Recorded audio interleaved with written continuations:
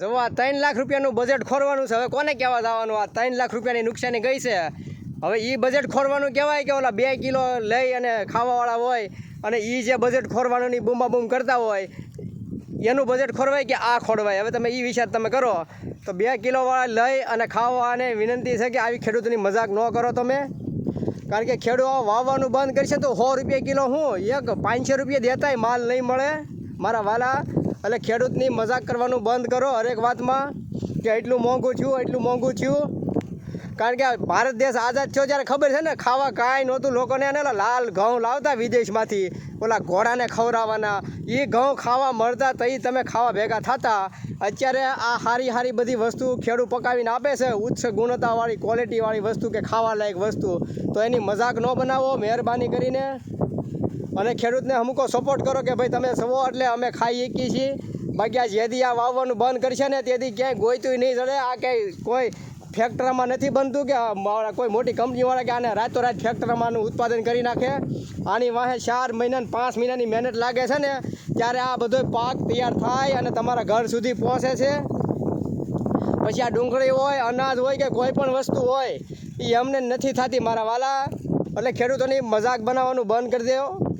કારણ કે ખેડૂત છે ને ત્યાં લગી તમે ખાઈ શકશો, બાકી નગર. અને એ વાત તમને કહી દઉં કે આ જ્યાં લગી ખેડૂતનું તમે પકવેલું અનાજ ન ખાઓ ને ત્યાં લગી કદાચ રાતે તમને નીંદર ન આવે. એનું પકવેલું અનાજ ખાઓ ને ત્યારે જ તમને નીંદર આવે. બાકી ગમે એ હોય કદાચ મુકેશભાઈ અંબાણી હોય ને તો એને રાતે અનાજના આ રોટલા જ ખાવા પડે, ઘઉંના ને બાજરાના. મુકેશભાઈ અંબાણીને એની પાસે કરોડો અબજો રૂપિયાની કંપની છે ને મુકેશભાઈને, તો એની ફેક્ટરીમાં કોઈ ખાવાની વસ્તુ નથી બનાવી ક્યાં. એટલે એના ઉપરથી એક ઉદાહરણ લેજો કે મુકેશભાઈ અંબાણીને રાતે શાંતિથી સૂવું હોય ને તો પેટમાં અનાજ જવું જરૂરી છે. અનાજ પેટમાં જાય ને તો જ શાંતિની નીંદર આવે. બાકી કોઈ વસ્તુ ખાવાથી નીંદર શાંતિની ન આવે. ગમે એટલું તમે ફ્રૂટ ખાઈ જો કે કોઈ પણ વસ્તુ બીજી બનાવટની વસ્તુ ખાઓ. એટલે મારા વાલા થોડુંક ખેડૂતનો વિચારજો. અને ખેડૂતને તમે બીજું કાંઈ ન કરી શકો, કાંઈ નહીં, પણ એનું મોરલ નહીં તોડતા. કારણ કે એને આવી મજાક ન બનાવતા. ક્યારેય પણ મોંઘી વસ્તુ થાય ને તો 5 દી આપણે ખાવાનું ઓછું કરી નાખીએ. બાકી આ પીઝા તમે 200 રૂપિયાનો એક પીઝો લઈ આવો છો, 200 રૂપિયાનો પીઝો તમે લાવો છો, એક વ્યક્તિ એક ટાઈમ ખાઈએ કે ખાલી એક જ ટાઈમ. 200 રૂપિયાનો પીઝો એક ટાઈમમાં તમે 200 રૂપિયા બરબાદ કરી નાખો છો. એ 200 રૂપિયાના ઘઉં તમે લાવો તો અત્યારે આ ભાવ પ્રમાણે 10 કિલા ઘઉં આવે. 10 કિલા ઘઉંની અંદર 5 જણાનો પરિવાર હોય ને તો એ 8 કે 10 દિવસ હસવાઈ જાય. અને એ 3 ટાણા ખાવ તો તમારા 10 કિલો જે ઘઉં છે ને એ 5 જણા લેખે તમારા 5 કે 8 દિવસ તમારું અઠવાડિયું કપાય. અને ઓલા 200 રૂપિયામાં તમે એક જ ટાઈમની ખાલી ભૂખ મિટાવી શકો. 200 રૂપિયા દેવા છતાં એક પીઝો તમે લઈ આવો 200-300 રૂપિયાનો તો એક ટાઈમ નહીં અને એક જ ટકની તમારી ભૂખ ભાંગી શકે.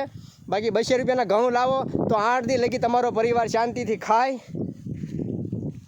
એટલે મારા વાલા આવી મજાક ન બનાવતા તમે ખેડૂતોની ક્યારેય કે ભાવ વધ્યા કહીને બૂમ બટાના ન કરતા.